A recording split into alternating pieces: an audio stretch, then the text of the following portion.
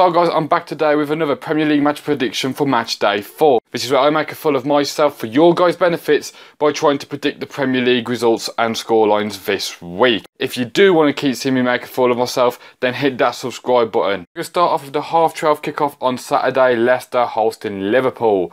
Leicester were like a baby taking their first steps as they beat Southampton because they actually scored goals without the help of the opposition. Liverpool, meanwhile, are now top of the table. You can thank us later, Liverpool fans.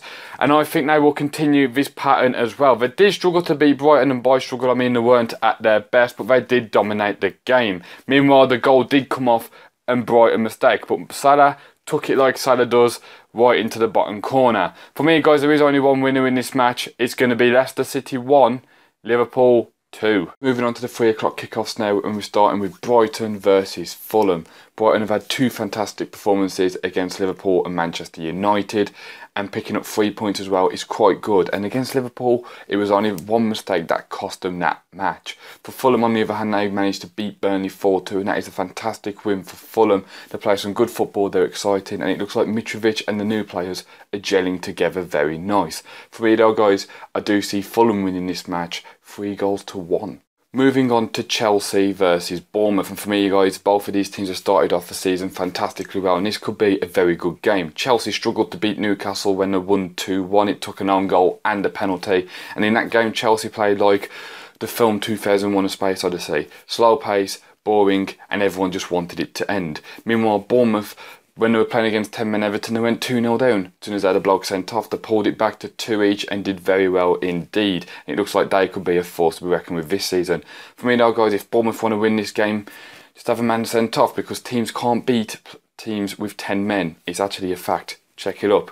Anyway, guys, for me, there is only one winner, and I'm going for a 2-1 win to Chelsea. Halfway through the 3 o'clock kickoffs, and it's Crystal Palace hosting Southampton. Crystal Palace lost 2-1 to Watford, with Wilfried Zaha in the end only getting a consolation goal. Meanwhile, Southampton lost 2-1 to Leicester as well from a rocket from Harry Maguire from the edge of the box, which I was not expecting at all. However, Southampton did finish the game with 10 men, but played well when they did have 11 on the pitch.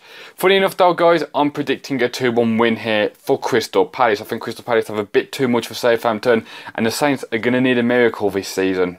Next up is Everton hosting Huddersfield, and these are 2 teams that have had 2 totally different seasons at the moment. Huddersfield are currently struggling after a 0-0 draw with Cardiff, where Jonathan Hogg got sent off, so they ended up defending for most of the match after that. Meanwhile, Everton also had a bloke sent off but went down and doubled their lead. Then as soon as Bournemouth had a bloke sent off, Bournemouth became better and drew 2 each. Everton will be a bit disappointed, but the biggest disappointment is that Richarlison got sent off for them. So Everton are without their main leader. Unfortunately, America aren't without theirs yet. Damn.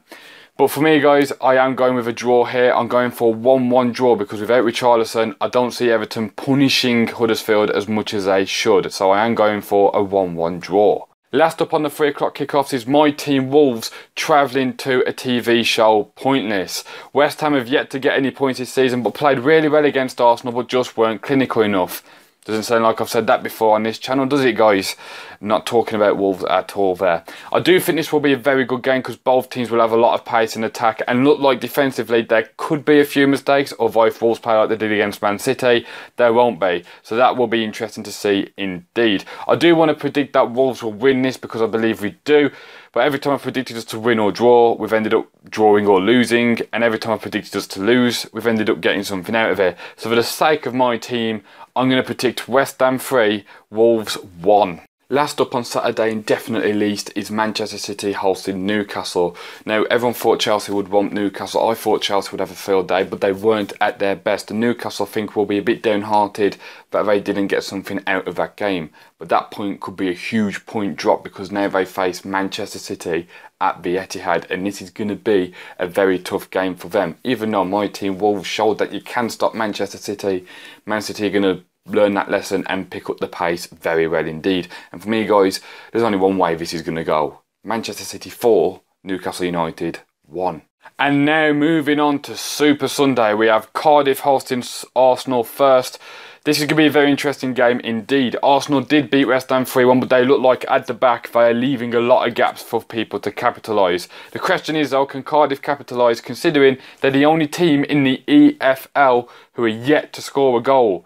Personally, I hope not. Personally, I don't think they will. And personally, I'm going for 2-0 win to Arsenal. Come on, Arsenal, send Cardiff on their way down. And by Cardiff, I mean Neil Warnock. Next up are the 4 o'clock kickoffs on Sunday. The first one being Burnley hosting Manchester United. Burnley need to get a win on the board. That's the only thing they haven't done. They've got a point already, but now they need to get a win. And this could be a good chance for them against a Man United team that look like they've been put together with that glue that you get from the paint shop, because they are falling apart. Okay, the team's not exactly falling apart, but the relationship between the players, the manager and the board is. Personally, guys, I think Mourinho will end up getting sacked this season. They did play well against Tottenham, but they still lost 3-0 and it's not good enough. For me, guys, I do think Man United will win this game now at 2-1. And then last and definitely not least is Watford taking on Tottenham. 2 perfect records go head to head. Will Watford run out of any possible luck, or will they be able to overcome a very tough challenge? Meanwhile, Tottenham, who signed absolutely no one in the transfer window, looks like it could be the best move they ever made, and they look like a team that has added more quality to their squad. Me personally, guys, I do see only one team winning this, although I think it'll be a very close game, but I'm going for Watford 2, Tottenham Hotspur 3. Anyway, guys, that is it from me today. If you think you can do any better, then let me know in the comment section your predictions. I always am interested in to see what you guys predict.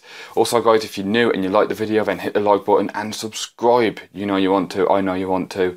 And if you don't, then your team will have bad luck this weekend. So maybe you better get subscribing. If you subscribe and your team has bad luck, then don't unsubscribe.